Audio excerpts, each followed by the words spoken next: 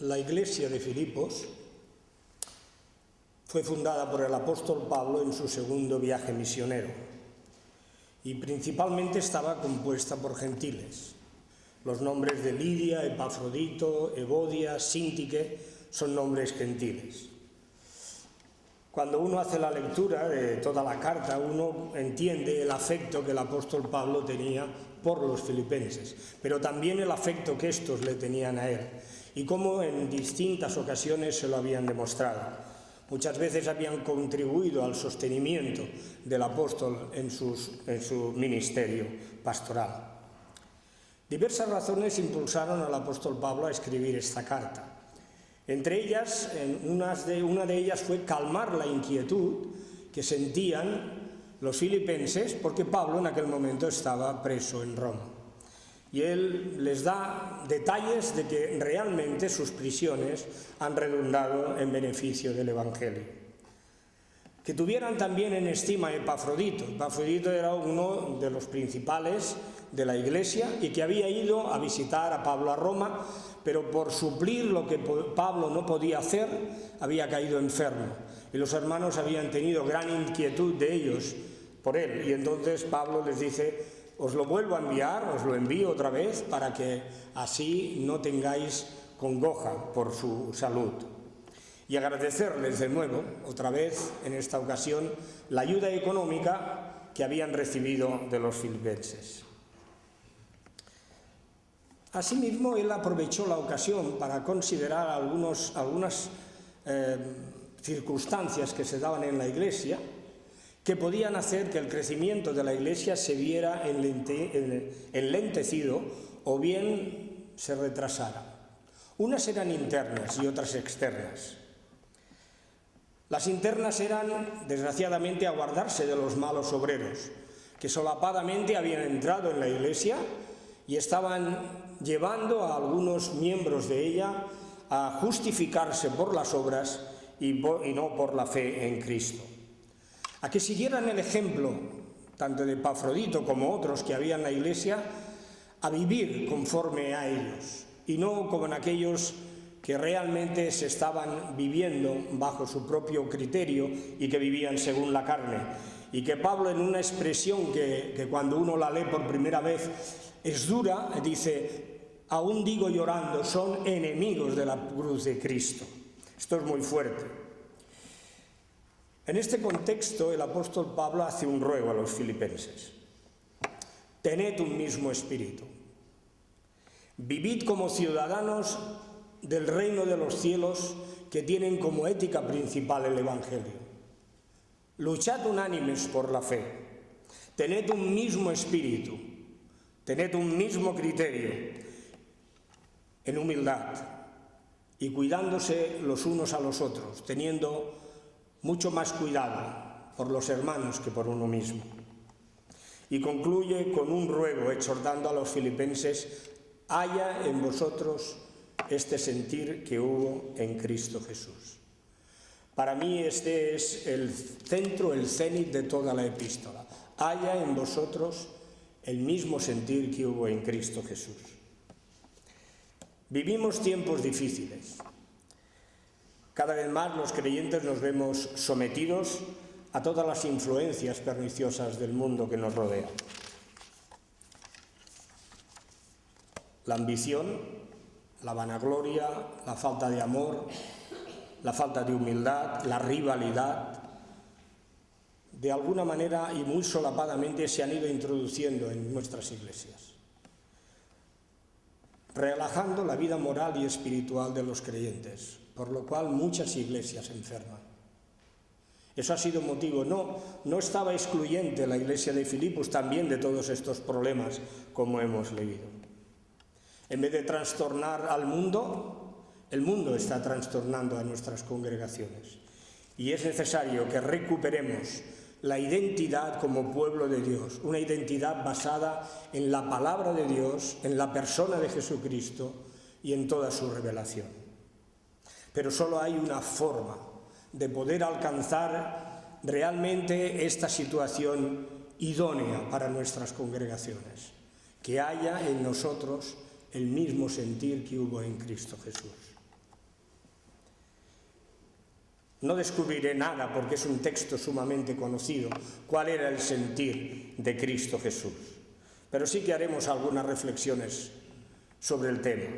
Él no se aferró a su estatus personal. Hemos leído, dice, el cual, siendo en forma de Dios, como se ha leído en la versión catalana, él era de condición divina. El término forma en el griego no significa la forma que puede tener un líquido cuando es introducido en una vasija, adquiere la forma de la vasija. No se refiere a esa forma, sino significa que tiene la misma esencia que aquello a lo cual se está refiriendo. La misma naturaleza de a lo que se está igualando subsiste realmente y plenamente en la persona o en la cosa. Así pues, la naturaleza divina, real e intransferible e indivisible estaba en Jesucristo. Es la misma verdad que el apóstol Juan, en el prólogo de su Evangelio, explica. En el principio era el Verbo, y el Verbo era con Dios, y el Verbo era Dios. Es la misma expresión que hace el autor de la epístola a los Hebreos. En él es la expresión y la esencia misma del Dios invisible. Jesucristo es el resplandor de la gloria de Dios y la imagen misma de su sustancia. Por lo tanto, cuando pensamos en el Cristo preexistente, en el Cristo que todavía no se ha encarnado, estamos hablando de Dios mismo, con toda la realidad y con todos los dones que tiene la persona divina. Pablo, escribiendo a los Colosenses, dijo: agradó al Padre. Descubre el sentimiento que tiene el Padre con relación al Hijo. En los Evangelios encontramos que el Padre dice: este es mi Hijo amado. Pero Pablo descubre otra faceta que también agrada a Dios. A Dios agradó que en él habitase toda la plenitud de la divinidad. Pero aún más vuelvo él en el capítulo 2, después de haber hecho esta definición, él dice corporalmente. El Padre no solamente le agradó que en Cristo estuviera toda la plenitud de la divinidad cuando estaba con él, sino que también el Cristo encarnado en la persona de Jesús, Dios el Padre, también se agrada que en esa forma, como hombre, también estuviera la plenitud de la divinidad. En esta condición de Cristo preexistente, de Dios, Él no estimó como a cosa que aferrarse. Como hemos leído en otra versión, no retuvo ávidamente. Las dos expresiones son fáciles para encontrar una enseñanza. No se aferró, no tuvo como privilegio el decir, bueno, como yo soy Dios, ¿por qué tengo que anonadarme? No, pero tampoco como una garantía, como algo que le pertenecía, él trató de aferrarlo, de poseerlo de una manera ávida. Él se engendró, se encarnó para ofrecerse como ofrenda y sacrificio por amor a nosotros. Además dice que se despojó a sí mismo. Ha sido un tema controvertido. ¿De qué se despojó Jesús? ¿Qué atributos él dejó? ¿Qué es lo que quedó realmente fuera de la persona de Jesús? Pero en realidad, lo único que ocurrió en ese despojarse a sí mismo fue solamente dejar su gloria. Veló su gloria. No la dejó tampoco, pero la veló. Veló también su divinidad. Nunca utilizó su divinidad en provecho propio.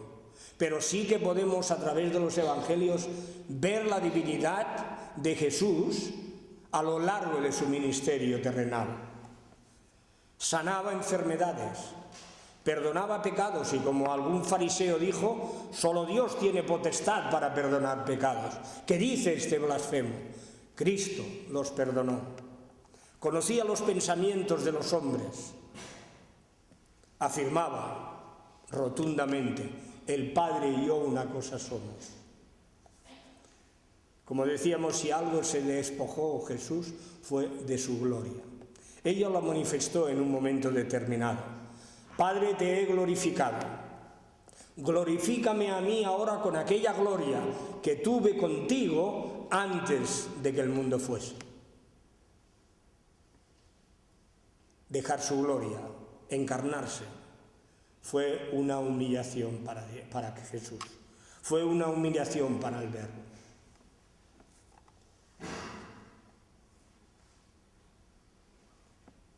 Tomó forma de siervo. Y al tomar forma de siervo se identificó contigo y conmigo. Tomó todas nuestras limitaciones. Vivió como uno de nosotros. Se movió en el ámbito en que él estaba, de una manera en que los hombres solamente veían a otro hombre, pero ahí estaba él, haciéndose siervo por amor a ti y a mí. Pero en esa vida de siervo, en esa vida de hombre, él entró en una dimensión por la cual él es poderoso para realmente entendernos y poder entender nuestras debilidades, nuestras flaquezas, nuestras infidelidades, todo aquello que realmente nos lleva lejos de Dios. O como diría el autor de Hebreos, tenemos un sumo sacerdote que puede identificarnos con todas nuestras dolencias y que fue tentado en todo, como nosotros, pero sin pecado.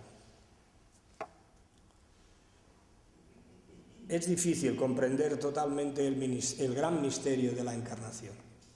Por lo menos yo algunas veces he orado al Señor para que realmente llegara a comprenderlo. Pero es difícil, no lo puedo entender.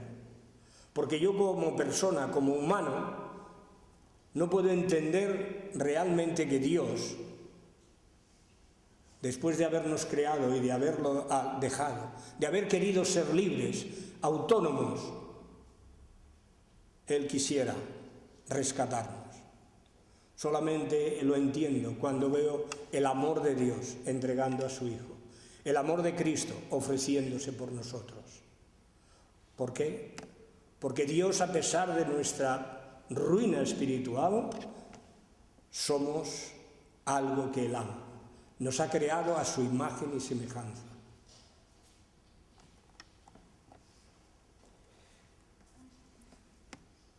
Haya en nosotros el mismo pensamiento que hubo en Cristo Jesús. Qué difícil que es a veces poder sustraernos a nuestros propios privilegios, a lo que somos, a lo que hemos alcanzado, a lo que realmente creemos que nos pertenece, porque lo tenemos. Muchas veces nos aferramos. Y cuando alguien nos presiona, sacamos a relucir todo aquello que nosotros creemos, que poseemos y que los demás tienen que respetar. Jesús, en cambio, nos da ejemplo. No se aferró a todos sus privilegios, a todas sus momentos divinos. Nos cuesta despojarnos de ellos. Nos cuesta despojarnos de nuestros privilegios y reconocer en realidad que hemos de servir y amar a Dios porque Él nos ha rescatado. A veces nos cuesta porque buscamos nuestra tranquilidad.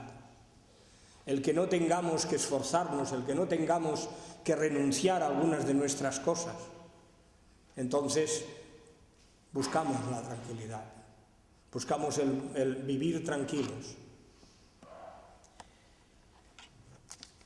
Yo creo que si alguna ocasión y en algún momento nos pasa por la mente algo de esto, habríamos de ver lo que Pablo dice en este mismo capítulo 3 de la Epístola a los Filipenses, aunque en otro contexto, pero algo de lo que dice Pablo será seguramente un fiel reflejo de nuestra propia experiencia.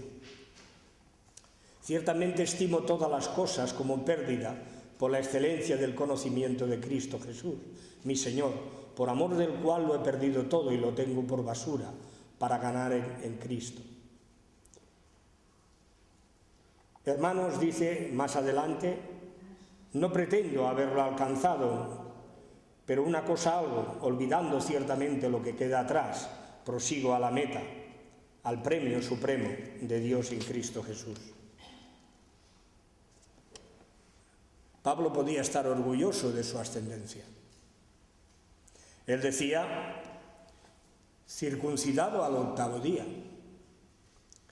linaje de la tribu de Benjamín, hebreo de hebreos, en cuanto a la ley, fariseo, en cuanto al celo, perseguidor de la Iglesia.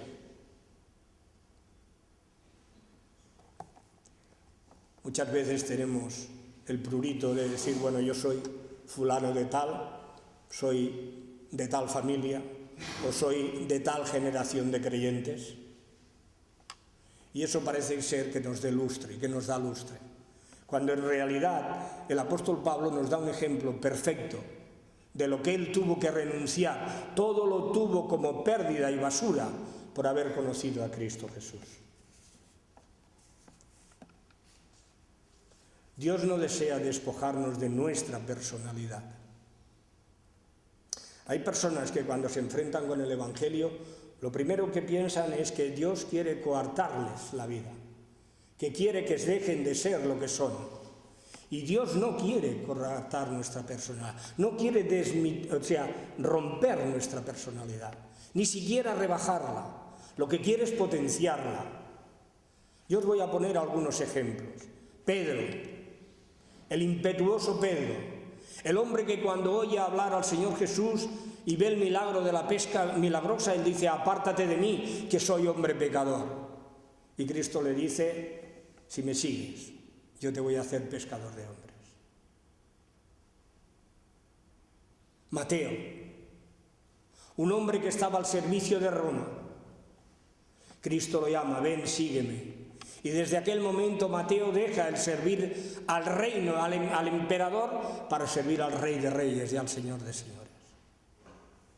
Y así podríamos decir de Juan, el hombre belicioso, el hombre que lo tenía todo, el hombre que por nada se encolerizaba y que luego es el hombre que actualmente y durante mucho tiempo se está diciendo que es el apóstol del amor. Porque su evangelio y sus cartas resuman de amor por todos los lados. Marcos, el joven que pensaba que iba de vacaciones cuando se fue con Pablo y Bernabé de ministerio. Bueno, me voy un tiempo a navegar y a ver mundo.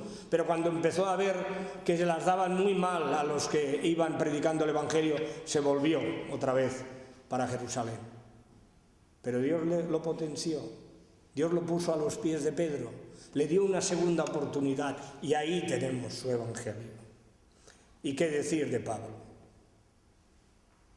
El hombre que persiguió a la iglesia, el hombre que hizo matar a muchos, como él dice, yo soy como un abortivo, pero Dios tuvo misericordia de mí.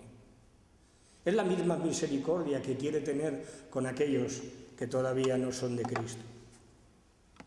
Dios no quiere cambiarte. Lo que quiere es transformar tu vida en una vida de luz, de resplandor, de servicio.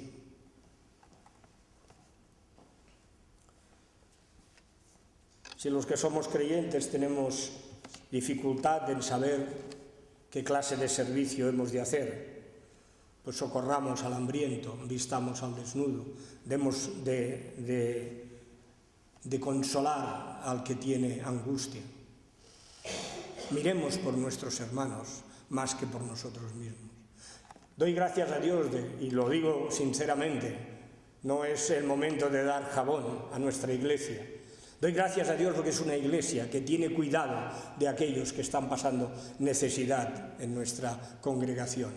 Y muchos están trayendo alimentos muchos se preocupan por los que no tienen trabajo, muchos consuelan al enfermo, muchos oran por aquellos que están débiles en la fe, muchos oran y sostienen al débil.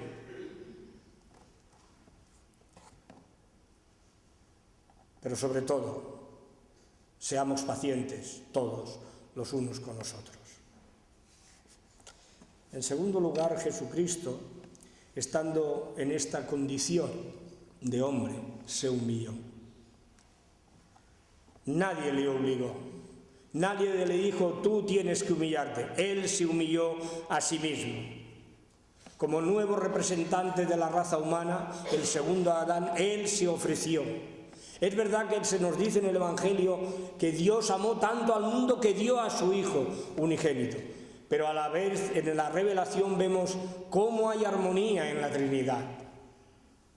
Hay armonía en el Padre cuando ofrece a su Hijo al mundo, pero hay el Hijo también armonía en la Trinidad porque el Hijo se ofrece, envíame a mí.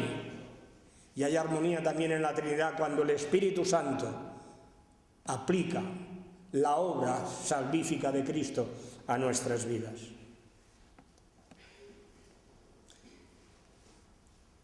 Cristo fue el segundo Adán, el segundo representante de la raza humana. El primero, nuestro padre Adán, nos llevó realmente a la muerte. El segundo Adán nos lleva a la vida. Así que si por la transgresión de uno entró la muerte a todos los hombres, por realmente la obediencia de otro nos llevó a la vida. Y en esta humillación Él obedeció hasta la muerte y muerte de cruz. Esta obediencia al Padre la mantuvo durante toda su vida, Ya lo vemos en la niñez. En las cosas de mi Padre tengo que estar ocupado. Bueno, los que sois padres y habéis tenido hijos que realmente han sido un gozo para vosotros, yo creo que podéis comprender qué sentiría el Padre cuando Jesús, en esa humillación, en esa condición de hombre, realmente ya en esa tierna edad empezaba a ocuparse de las cosas del Padre. Claro que Él realmente siempre estuvo en contacto con el Padre. Es un ejemplo que tenemos en Jesús, cómo Él iba de noche o en cualquier momento a tener comunión con el Padre. Nos enseñaba que como hombre necesitaba realmente esa comunión. La muerte que sufrió, la crucifixión, realmente es el tormento más cruel e ignominioso que el Imperio romano aplicaba a ladrones, sediciosos y extranjeros. Una muerte cruel, pero que Cristo la soportó por cada uno de nosotros. Como oveja fue llevada al matadero, no abrió su boca para delante de aquellos que realmente iban a llevarlo al patíbulo. Él es el Cordero de Dios que quita el pecado del mundo. No hay nadie, ni en el cielo ni en la tierra, en el que podamos ser salvos. Solamente Él, que fue ese Cordero inmolado, ese Cordero que ya en el Antiguo Testamento preveía el gran sacrificio del Cordero de Dios. No es el Cordero de los hombres, es el Cordero celestial. El capítulo 53 de Isaías nos describe perfectamente la obra de Jesucristo. Ciertamente Él llevó nuestras enfermedades, sufrió nuestros dolores, y nosotros le tuvimos por azotado y olvidado de Dios. Mas Él herido fue por nuestras rebeliones, morido fue por nuestros pecados, por los tuyos y por los míos. Lo queramos reconocer o no, siempre, hasta que no hemos conocido a Dios y su revelación, hemos estado lejos de Dios. Yo siempre me había creído un hombre religioso, un hombre que había conocido las Escrituras antes de haber oído el Evangelio predicado desde un púlpito. Había muchas preguntas que nadie me las contestaba. Y tengo que reconocer que cuando oí el Evangelio, realmente me di cuenta lo lejos que estaba de Dios. Que toda mi religiosidad no servía para nada.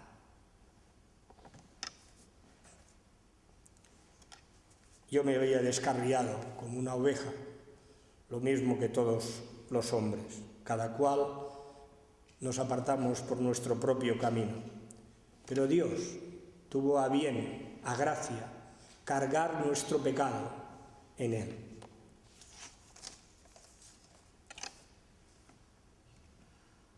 Jesús, el autor y consumador de la fe, sufrió la cruz por ti y por mí.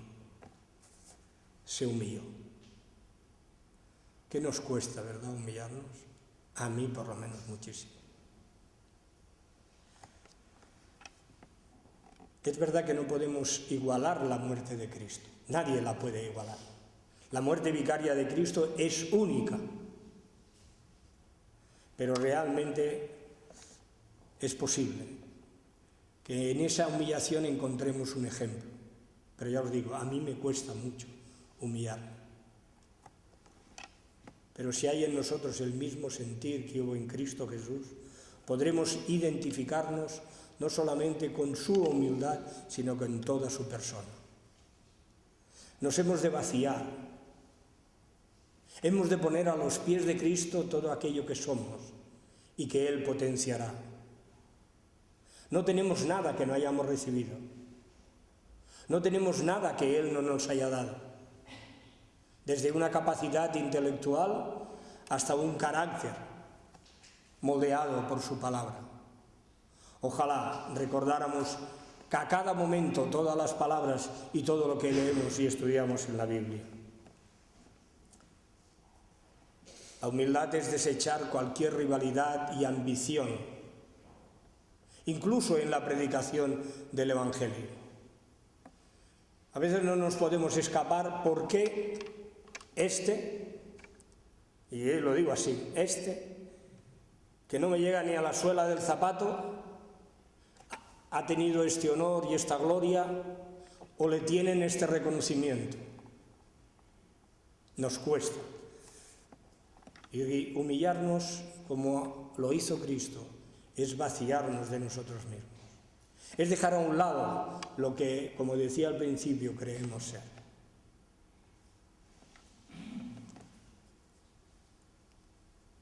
Gocémonos en la misericordia y en la compasión. Este era el problema que tenían estas dos hermanas en la iglesia, Evodia y Síntique. Habían luchado por el Evangelio, habían trabajado codo a codo con el apóstol Pablo, pero en un momento determinado ahí chocaron los dos caracteres de estas mujeres. Y Pablo ruega, seguramente a Epafrodito y a algún otro de la iglesia, haz algo para que se reconcilien. Hermanos, no podemos tener esa ambición. El Evangelio está por encima de nuestros propios deseos y caprichos.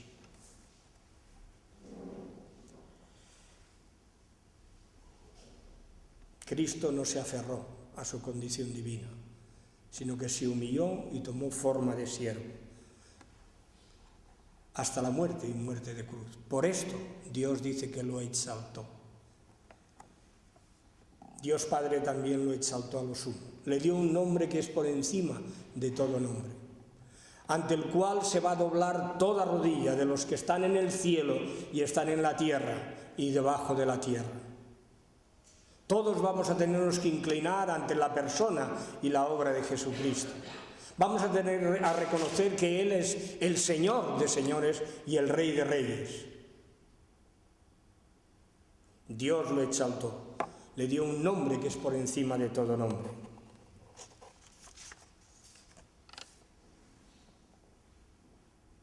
Jesús ya lo dijo: Padre, glorifícame. Ha llegado la hora de que yo te glorifique.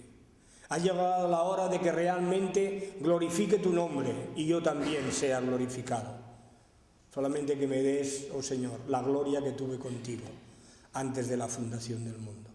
Y el Padre no solamente le dio esa gloria, sino que además le dio ese nombre para que en todo el universo se doblara su rodilla.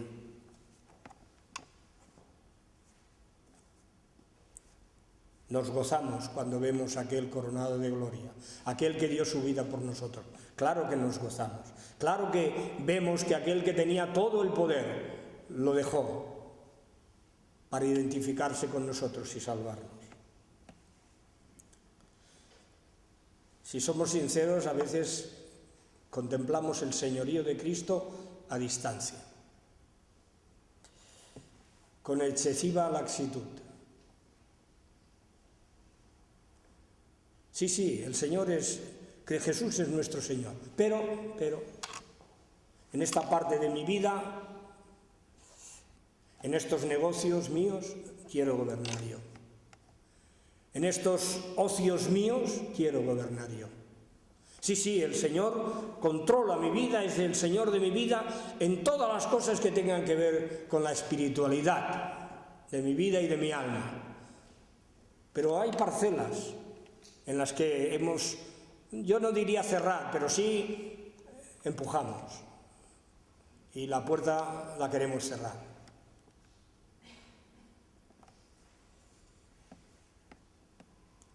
Jesús, el nombre que se le dio es para que sea Señor de nuestras vidas. Le amamos y le obedecemos de esa manera y consideramos que Cristo es nuestro Señor. Sigamos el ejemplo de aquellos que realmente sufrieron y supieron entender perfectamente este hecho, que Cristo era el Señor de sus vidas. También nosotros recibiremos un nombre que solamente va a conocer aquel que nos lo va a dar, Dios. Esta fue la promesa a una iglesia de Apocalipsis. Yo os voy a dar una piedra en la cual estará escrita un nombre. Hermanos, un día también Dios vindicará nuestro nombre. También tendremos una corona, como decía Pablo, la corona de la vida, que Dios me tiene preparada porque realmente he cumplido mi ministerio. Y no solamente a mí, dice Pablo, yo no soy único, sino a todos aquellos que aman la venida de nuestro Señor Jesucristo. La corona que Dios nos da es una corona de justicia. Nos ha hecho justos. Podremos andar en medio de las naciones que contemplarán al Señor Jesús en gloria. Podremos andar de pie, porque habremos sido revestidos con vestiduras blancas.